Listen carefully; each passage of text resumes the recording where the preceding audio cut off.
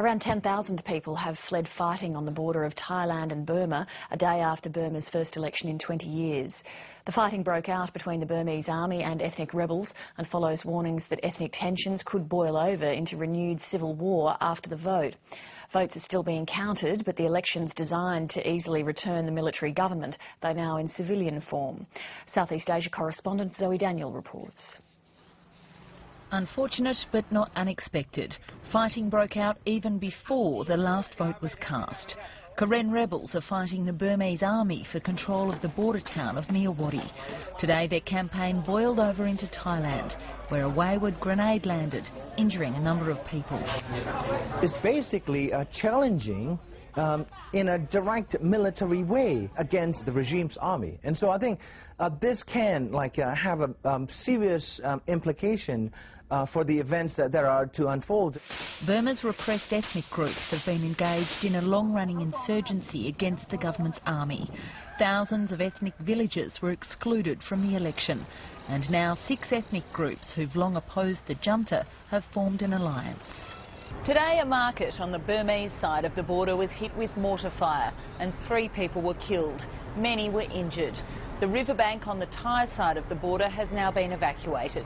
There's real concern that next the Burmese military will crack down hard on rebels, bringing about a much worse conflict.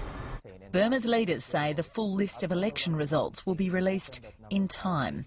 But with the main opposition banned, the junta's Union Solidarity and Development Party will win.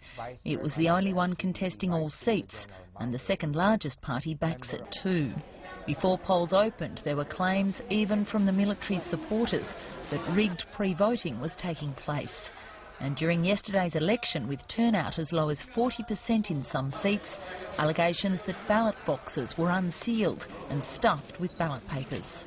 For the ballots, they used many ways to cheat. Only a handful of opposition and ethnic candidates will win seats.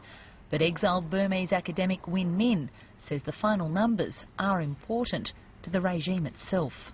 For the military, especially for General Than Shwe, it is important for him to win a landslide. In 1990, NLD won more than 82% of the seats. So he's trying to break that record by just winning maybe 84 seats in the parliament for his legacy. But in reality, it is impossible unless the regime rig the vote.